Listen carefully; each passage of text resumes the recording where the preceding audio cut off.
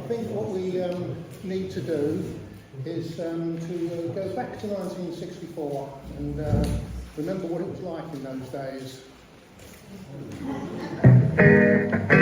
You were made for me, everybody told me so.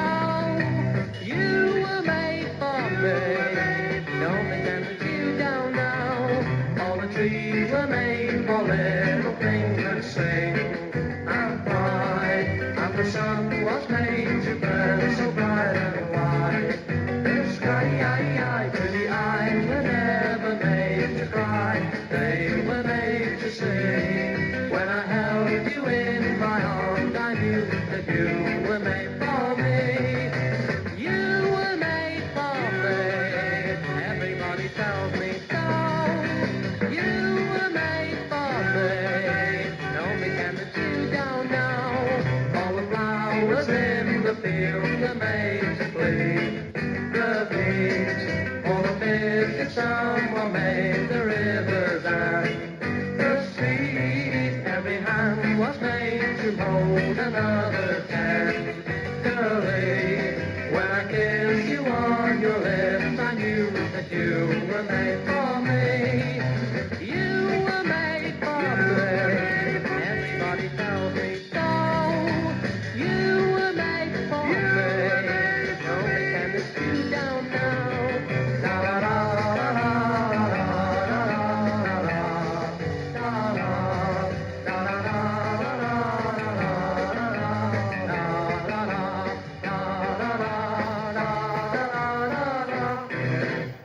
Thank you, Freddie.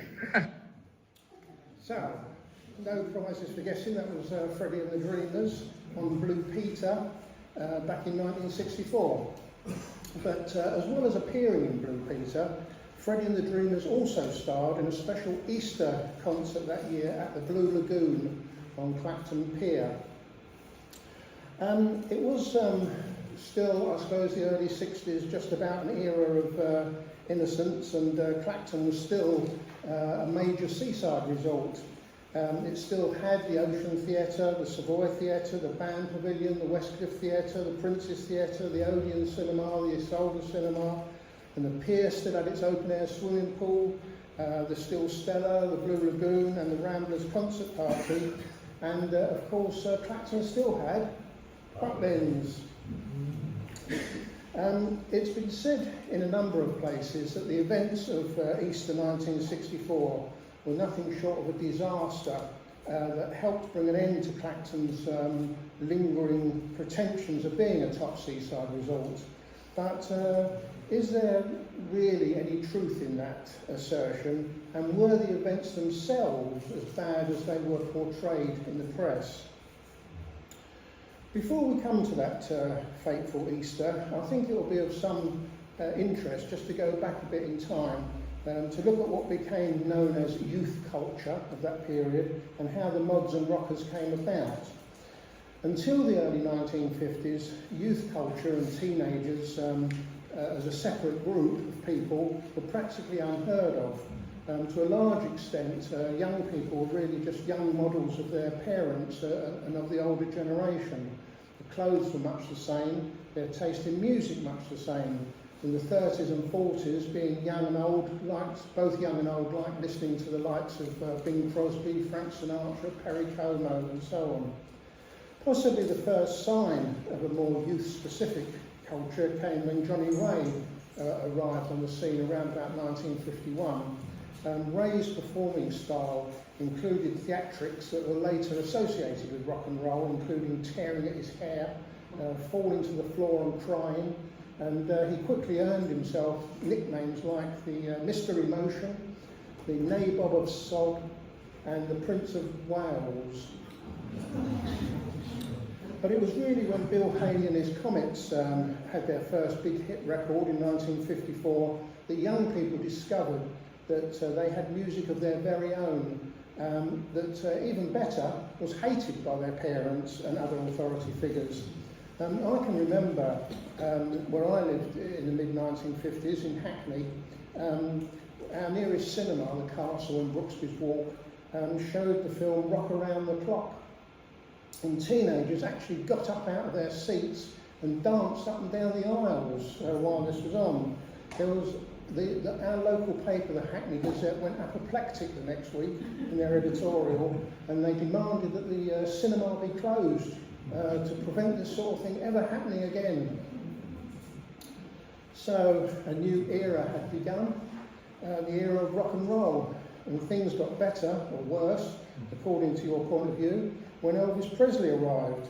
His singing, of course, was electrifying, but what the older generation found really offensive were his overtly sexual dance moves that earned him the nickname of Elvis the Pelvis. In America, after a show in Wisconsin, the local Catholic Church sent an urgent message to the FBI Director, J. Edgar Hoover, warning that Presley is a definite danger to the security of the United States. His actions and motions were such as to rouse the sexual passions of teenage youth. American youth took a different view. After the show, more than 1,000 teenagers tried to get into Presley's room at the auditorium looking for autographs or pieces of clothing to keep as souvenirs. Youth culture had definitely arrived and led to a whole new way of life, not just in music, but in everything, especially clothes.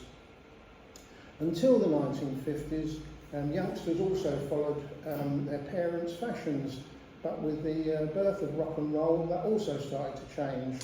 Teenagers were no longer just younger copies of their parents, but became people in their own right with their own fashions, language and identity, of which the Teddy Boys there were probably the most extreme example.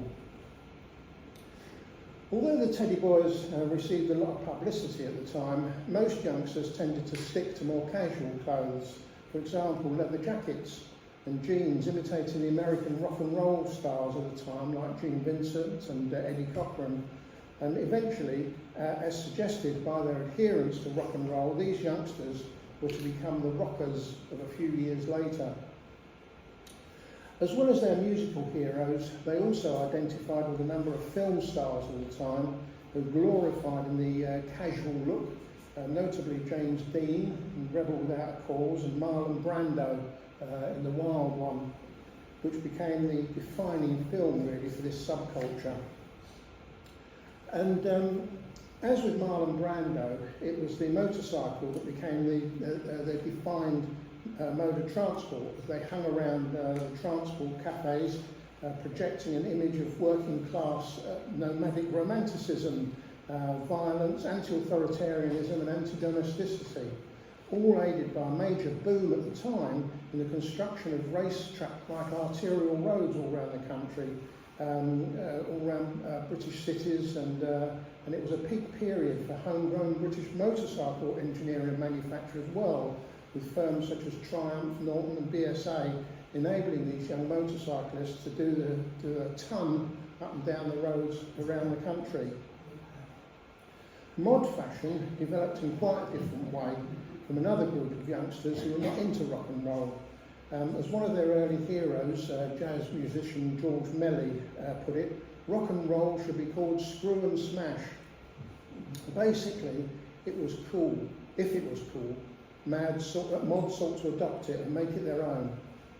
Ideally, initially the culture began with a small group of middle-class, clothes-focused young men who emerged during the trad jazz boom of the late 1950s and early 60s with bands such as Kenny Ball and his Jazzmen, Akka Bilk, Terry Lightfoot and the Temperance Seven, insisting on clothes and shoes fashioned to their style. These early mods watched French and Italian art films and read Italian magazines to look for style ideas and saw themselves as much more cultured than the rough, vulgar, younger other rockers. The polo shirt became a mod icon, while Parker jackets became like a second skin. This was the time of "you've never had it so good" Britain, when the country was at last throwing off the shackles of war, and was a period and the period of austerity that followed it. Teenagers in the early 60s had more money in their pockets than any previous younger generation in history, and soon the middle class elitish mods were joined by the more working class youngsters looking to spend their money on fashionable clothes and generally having a good time. In complete contrast to the rockers and their stripped-down motorcycles ready to do a ton up the main roads, the mod's chosen form of transport was the more delicate motor scooter, the Italian Lambrettas and Vespas. Another major distinguishing feature between the two groups was actually the use of recreational drugs. Part of a normal night out for mods included the taking of amphetamines, particularly Purple Hearts, to give them a high. Rockers despised the use of amphetamines and other drugs, such as cannabis, and drugs were something to be hated, and anyone who resorted to drugs was regarded as a sissy. Strange as it seems, this was one of the original deciding factors in the hatred between the two groups, as rockers held an intense dislike for anyone who took drugs. By the early 1960s, the notion of fighting between groups of teenagers, although not common, was not exactly a rare phenomenon. The term juvenile delinquent had been coined back in the 1950s. With the increase in freedom enjoyed by teenagers, they were getting out more, spending more money, and generally very jealous to show their own culture was now very different to that of their parents. Groups or gangs got together and were very protective towards their own patch, whether it was an area or a town, a particular nightclub, coffee bar, or a football team, and were prepared to fight to defend it. But this new all-embracing definition of teenagers as being either a mod or a rocker, and their polarisation that you had to be one or the other, and made these gangs much larger and saw the mod or rocker gang or a particular place able to identify with like-minded teenagers elsewhere. And the scale of the gangs grew out of all proportion to the local gang. Because both groups were so mobile, they began to organise weekend outings to seaside resorts, especially in resorts near London, as this was where both groups were strongest and had the most numbers. When groups of mods and rockers happened to meet, usually by chance, but sometimes pre-arranged, there was bound to be a few minor skirmishes. These early skirmishes came to a head in Clacton over the Easter weekend 1964, helped ironically by Clacton Council, as they had gone out of their way to promote the town as a lively resort in an attempt to specifically attract youngsters. Consequently, they laid on some top groups of the time to appear in town. As we've already seen, this included Freddie and the Dreamers at the Blue Lagoon on the pier on the Saturday. There was also Shane Fenton and the Fentones at the council's own Princess Theatre, and Johnny Pilgrim and the Classics at the Westcliff Hotel. They'd even laid on specially designated camps to accommodate the large numbers that we're hoping would arrive on the outskirts of town at Holland and Jaywick and at Clacton Airstrip. Butlins too was offering rock and roll sessions with Clacton's very own local group, Dave Curtis and the Tremors, and coffee bars as well as swimming, table tennis, fairground and amusement arcades were all open for that Easter weekend. The pier had its rides and amusements, of course. There were the Odeon and Soldier cinemas, and all over Clacton, coffee bars and amusement arcades were gearing up for a good weekend and actually looking forward to this big influx of youngsters and teenagers. The coming of the Beatles in 1962 had emphasised the change that had come over society as youth culture, not just in music, but in fashion, art and many other areas, became a dominant force and changed society in many ways forever. Pop music itself became big news. Before, the music charts had been confined really to music papers and to the young, but now they made the national newspapers as well. When, for example, the Dave Clark Five knocked the Beatles off the #1 spot in 1 week in 1964, it was a sensation. It was actually reported on the front page of many of the leading daily newspapers. New television programmes sprang up, including Ready, Steady, Go and Top of the Pops. Ready, Steady, Go in particular became an iconic programme of its time. Pirate radio stations such as Radio Caroline and Radio London became more popular, and the mainstream that became much more popular than the mainstream BBC stations. And it was this whole new way of life that Clacton Council and businesses saw as vital to the continued prosperity of the town, as more and more of the former regular visitors and families were beginning to go abroad for their holidays, and the affluent teenager was seen as a good replacement and an insurance against the future. According to the way it was reported in the national newspapers, the weekend's disturbances started quietly enough on Good Friday, as a trickle of youngsters on motorcycles, the motor scooters, the mods, began to arrive and have a good time with all the amusements and concerts that were being laid on, and made their way to the specifically designed camps. Later on during the day, an even smaller number of teenagers on motorcycles and the rockers began to turn up. Word got around both communities in London and the surrounding area that Clacton was the place to be for both the mods and the rockers, because not only were several of their own group there, but the enemy was also there. This was enough to make Clacton the place to be that Easter. The trickle of teenagers arriving on Friday turned into a torrent on Saturday, as hundreds more arrived to join the fun and bolster their own side in case of any trouble. On Saturday evening, Freddie and the Dreamers played to a packed Blue Lagoon containing an audience of 1,200 youngsters, and it was not long after this that the first clash between the two groups came in Pier Avenue. I don't want to cast any aspersion, but I know Roger was at the Freddie and the Dreamers concert. But it was shortly after that these clashes started. The two groups faced each other, and boots, bottles and blackjacks, and batons, were swung around and thrown at each other. The police were on standby, given the numbers of teenagers who had been arriving, and were very quick to respond and got in between the two groups. Unfortunately for the police, if there was one thing the mods and rockers hated more than each other, it was the police. And from then on, the gang warfare was largely forgotten, and if not exactly uniting the two teenage cultures, it did give them a common cause, and their fire was turned on the police. The fighting went on through the night, with a brief respite just before dawn, but soon after breakfast time on Sunday, violence flared up again and the windows of the pavilion were broken. Extra police were brought in from neighbouring towns. Just after lunch, something like 1,000 youngsters congregated around Marine Parade Pier Avenue Junction.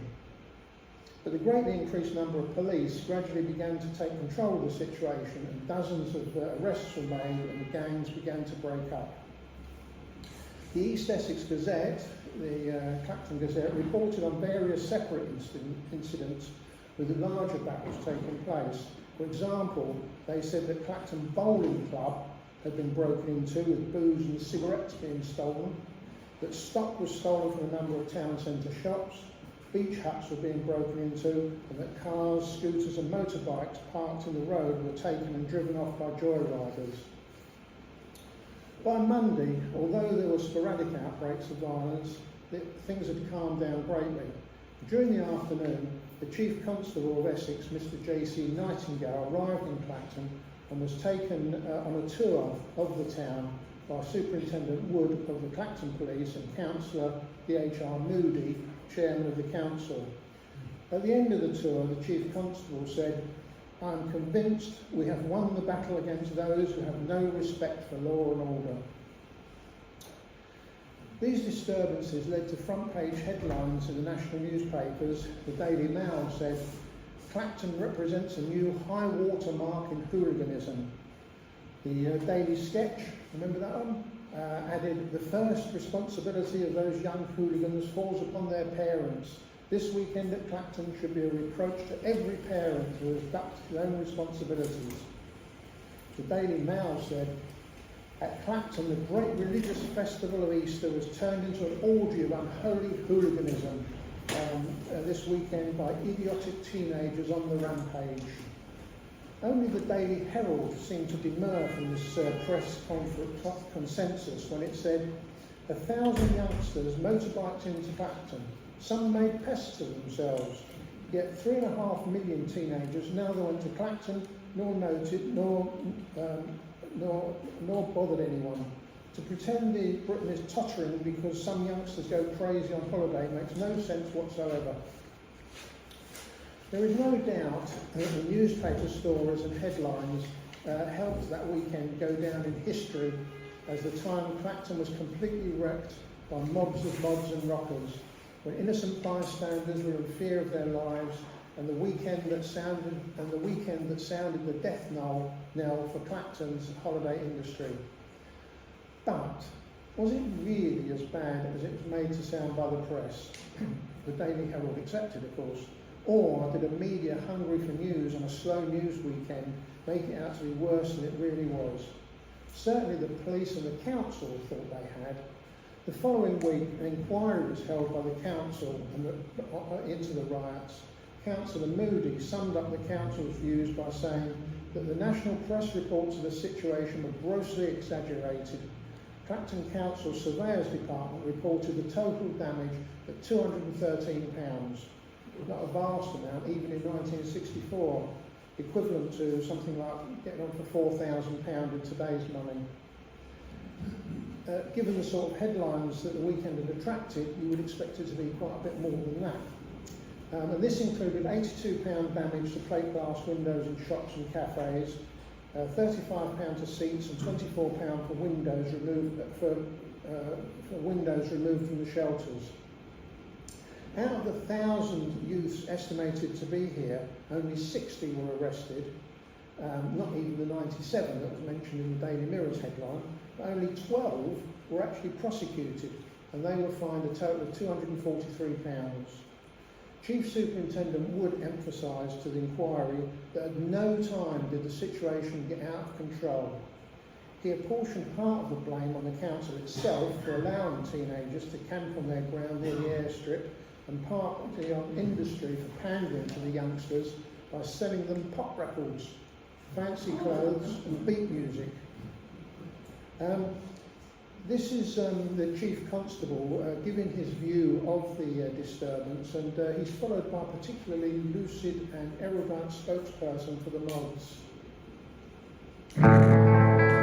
The first time the public noticed mods and rockers coming to blows was Easter Bank Holiday in 1964 at Clacton. Events took the media by surprise, and the cameras didn't get there until the day after. Chief Constable, how serious was this disturbance at the weekend? Was it in fact a gang fight? Not as far as we know. It was several hundred young people rather at a loose end over the weekend. And what happened as far as the police are concerned? They came into the town and finding not much else to do, they committed several acts of wanton and purposeless damage, so that the police had to turn out in some strength to deal with them. Were you and your friends mods or rockers? Well, we're mods when we're dressed up, you know. Mods! What caused all this trouble yesterday? Boredom. On whose part? Well, on both. What happened? Well, there was lots of things, you know. They started, you know what rockers are like, don't you? Well, I don't know. You tell me. Well, they, you know, their motorbikes, they started bashing into the scooters and knocking our motors. And what else happened?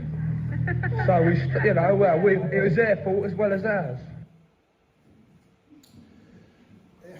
The report from the council and the Essex Police chief, however, didn't stop the local paper, the East Essex Gazette, when it came out the following week, joining in with the national press's view. Over the years, I've spoken to a number of people who were in Clacton that weekend, and without exception, they've all told me that they felt the press reports, even those in our own local paper, were greatly exaggerated. Some have told me that they witnessed incidents actually staged by the press to make it look worse than it was, with, for example, reporters handing teenagers clubs or even knives and then taking photographs of them, which they then published in the papers. Leslie Price here, some of you will know, or will have known, was the owner of the Waverley Hotel at the time, and he told me the whole event was exaggerated. When you see large numbers of teenagers, you're bound to feel a bit intimidated, and of course you feel a bit queasy walking down the street between them. But nothing happened to bystanders, I didn't see any violence personally. And there were stories in the press about breaking at the Waverley Hotel. And he said this was completely untrue. There were a number trying to get in to use the toilet. And we let them in 2 or 3 at a time, with the others queuing patiently. There was no trouble at all. But that was not how it was reported in the press. Most people in Clacton didn't actually know anything had happened. And it was only when they were rung up by relatives who had seen it on the news or heard it on the radio that they realised that anything was going on. It was a quiet weekend for world news and the papers just latched onto it. Back in 1995, I wrote an article about the Malton Rockers for our Society's journal at the time, the Clacton Chronicle, that we used to have. And in the following issue, I published letters I'd received from various people in response to the article. I'm not going to read them all out because some of them are quite long, but the gist of every single one of them was to agree with Leslie Price. And I will just say a few excerpts here from some of the letters. George Marshall said, I well remember the Mods and Rockers. At the time I had my business at Marshall's for Tyres in Oxford Road. Shortly after Whitsun, a couple of months after Easter, I had to go to Hoxton, Germany, to one of our suppliers. When I was shown into the director's office, he jumped out of his chair, came over and shook hands as if I was his long-lost brother. George, George, he said, how are you? Did you or your family get hurt in the riots? Was your factory damaged? And so on. I wondered what he was talking about until I suddenly remembered the Mods and Rockers. And I had to tell him that I heard nothing of this until I read about it in the Monday morning newspapers. And in fact, there had been no riot. He could hardly believe it. He thought Clacton had been destroyed. Such is the power of the press. Another correspondent wrote, I kept the village shop in Great Holland. On the Sunday morning, a crowd of youngsters on scooters suddenly appeared. There were 15 of them.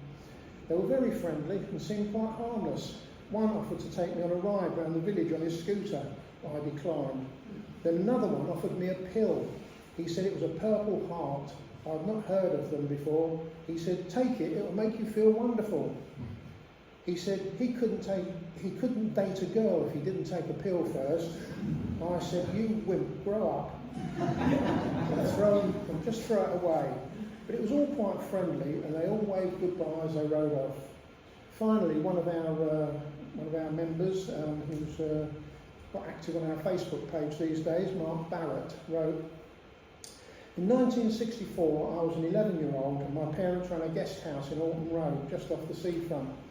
It was used as a parking place for dozens of Vespas and Lambrettas, so we were fully aware that something unusual was happening. As the weekend progressed, I took every opportunity to go down to the cliff top or Pier Avenue to see what was happening. Later on the Sunday, we heard through the grapevine that a large crowd had stormed the pier.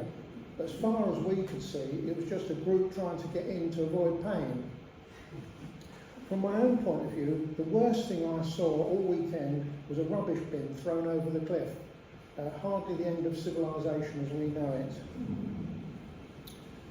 Without doubt, there were isolated examples of injury, theft and damage, but when our daily paper arrived on Monday, this is still Mark Barrett, the hysterical headlines of the national press were out of all proportion to what happened. My mother was insistent that I should actually write and tell them what happened. And so it was that on the following Wednesday, the Daily Mail printed a little snippet of my letter. A few adults in Clacton commented that they had seen my letter. I thought they would tell me that I'd let the town down, but far from it. They all seemed to agree with me and that the media had gone completely over the top. As we were coming up to the 50th anniversary, 10 years ago, there were a few memories posted on Facebook at that time. Again, it was the same story. None of them really commented on any violence or damage, but on the fact that things weren't as bad as portrayed. My favourite comment came from Peter Masters on Facebook, Memories of Growing Up in Clacton in the 70s and 80s page, when he said, I was 7 years old and remember my dad walking me around town and seeing all the fun. The press seemed to blow it out of all proportion, just as they still do today. The police took all the boys' shoelaces off of them so they couldn't run after each other. High-tech strategy or what? Anne Slack, another one of our members, whose parents owned the Criterion restaurant in Pier Avenue, after pointing out that you can actually see her in the photograph on the front page of the Daily Mirror, looking out the window of the Criterion, said, "I thought it was so exciting at the time. We counted 10 policemen between the Criterion and the NatWest Bank as we were going to put our takings from the night into the night safe. I had to accompany Dad to maintain an air of innocence." And I think the fact that her and her dad were able to go to the NatWest with their takings highlights another thing that was happening that day. As my impression is that the mods and rockers were much more intent on fighting each other or the police than they were in harming any members of the public or property. Interestingly, the East Essex Gazette itself, in the edition that had the headline Clacton losses from Easter teenage invasion, also reported that the Shane Fenton and the Fentones concert of the Princes on the Monday was watched by 1,000 very well-behaved teenagers. As it was estimated there were about 1,000 teenagers in Clacton that weekend, well, these somehow completely different 1,000 teenagers. How many teenagers were there in Clacton at the time? As I say, official estimates put the figure at 1,000.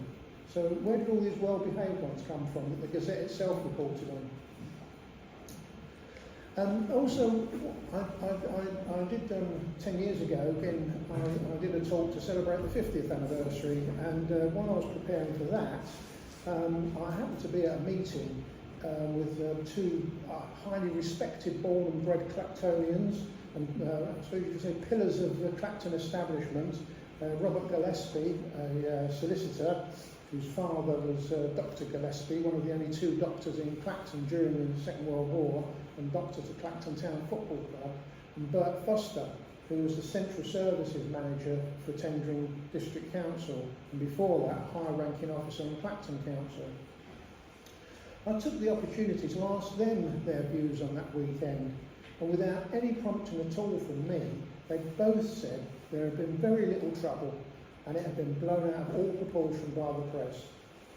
Robert Gillespie, that's him, said he had been at an event at Butlins and came back into the town centre along Marine Parade, and although there were a lot of teenagers and motorbikes and scooters around, he didn't see any sign of trouble. Bert said much the same thing, that he came into town a couple of times over the weekend, and like Robert, said there were a lot of bikes and teenagers, but saw nothing untoward. Although he did know there were a couple of isolated incidents where the police had to intervene and make arrests, as far as he could see, most youngsters were perfectly polite and were well behaved.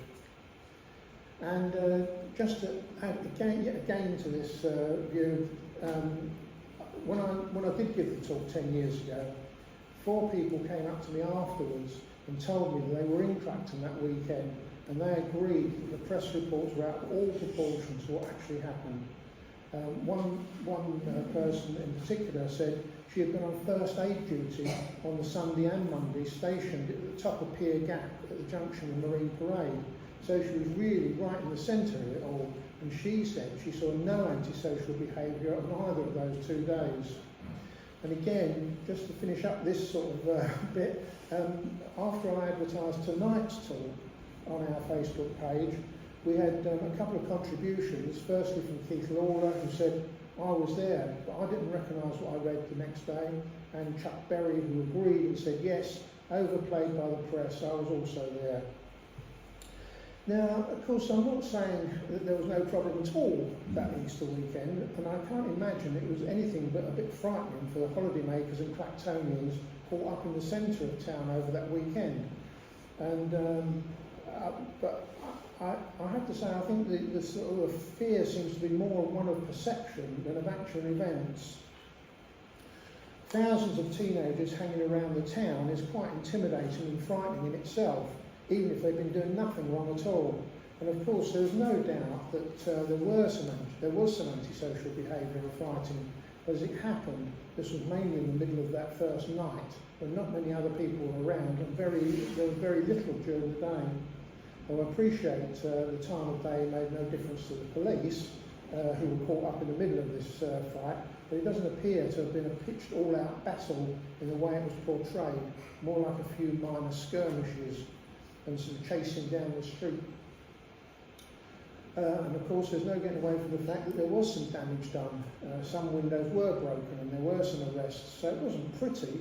But on the other hand, as we've seen, some of the local youngsters, neither mods nor rockers, thought it was all quite exciting and actually went along for the express purpose of having a look at what was going on, but didn't really see anything.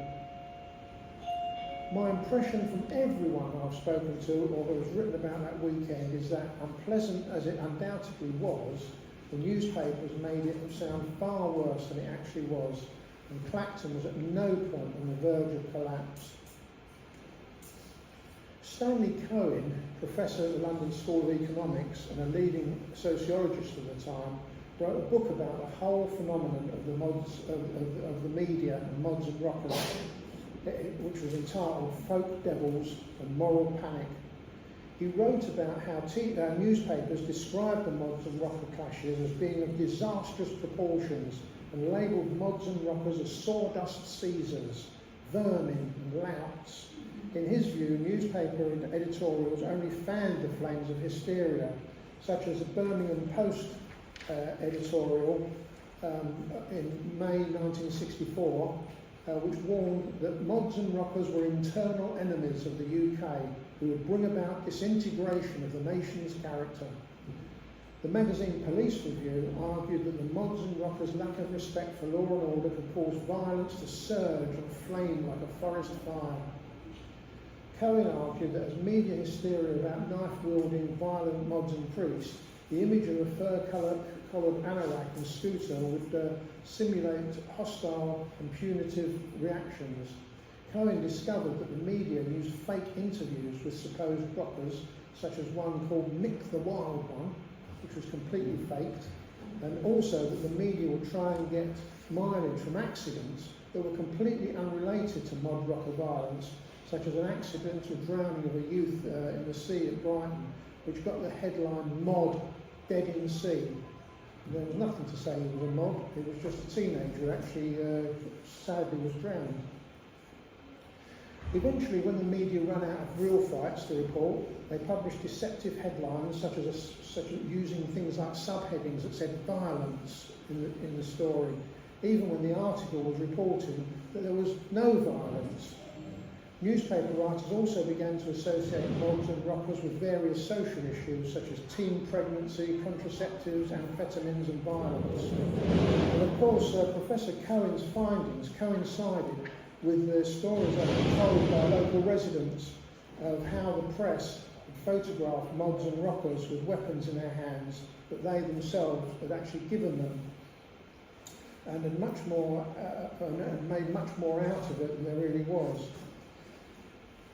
In fact, it was actually the newspapers themselves, I would say, that made the situation much worse and encouraged more gang warfare at other seaside resorts, notably Margate and Brighton later on in the year.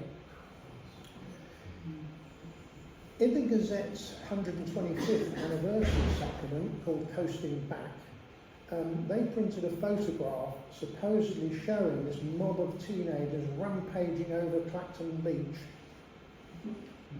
There it is. It is, in fact, a photograph taken on Brighton Beach later in that year. Not at all. So even our local press can't help itself. As a result of all this bad publicity, whether justified or not, what worried local business people, especially the guest houses and hotel owners, was that people would be put off visiting Clacton in case there was a repeat performance. The East Essex Gazette reported that it cost the town something like £60,000 in lost bookings and takings. Again, I'm not sure that's entirely true either. Although still a popular seaside resort in 1964, there's no doubt that the decline from Clacton's heyday was already in evidence. And as I've already said, the growing affluence of the 1960s, families were starting to go abroad for their holidays to somewhere where they could rely on the sunshine and a number of theatres, cinemas and hotels had already closed in Clacton. For example, the Cinema, which had closed in 1962.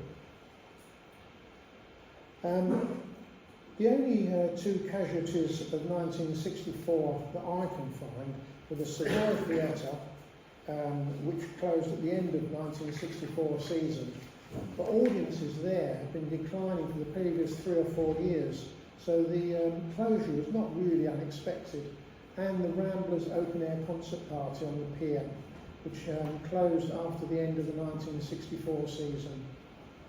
Though I would argue this was living on borrowed time anyway, it was the last open-air concert party of its type to operate anywhere in the country, so its demise was probably inevitable.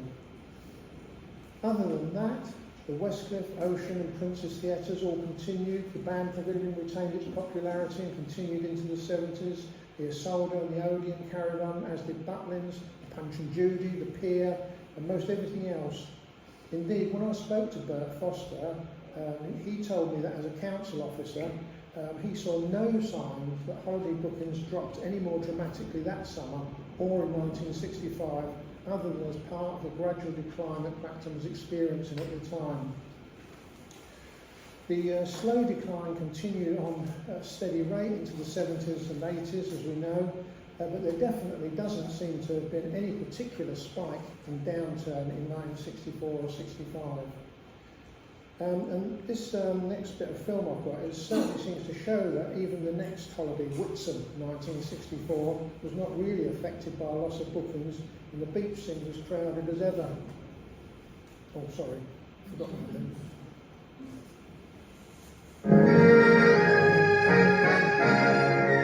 Clacton and scores of other places in Britain congratulated themselves that this was the outstanding bank holiday weekend for several years. Hot without being sweltering, so that millions were able to feel they hadn't a care in the world.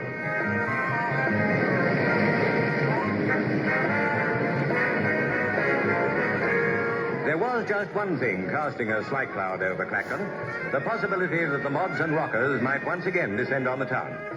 Any who did sensed that the police would be more than ready for them. Clacton had no intention of being a battleground again. It really has come to something when people can't take a short holiday without the threat of long-haired youngsters with knives indulging in an orgy of hooliganism. Fortunately, the kiddies knew nothing about it and had a wonderful time.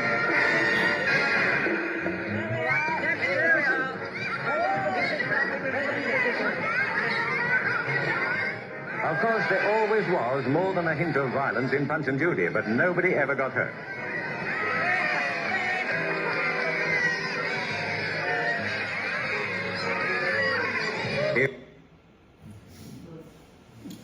We're now 60 years on from that fateful weekend, and there is no doubt that the Mods and Rockers riots of Easter 1964 will always be seen as one of Clacton's major historical events.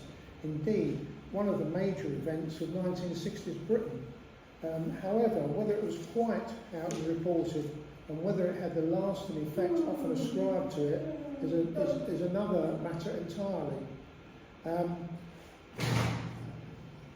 I see this year the 60th anniversary, the Chelmsford Scooter Club organising an outing to come down there. I don't know if any of you were over here over that weekend.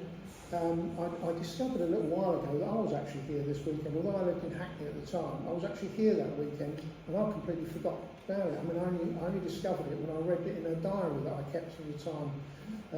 So I didn't mention anything about it in my diary, and I don't actually remember anything about it now.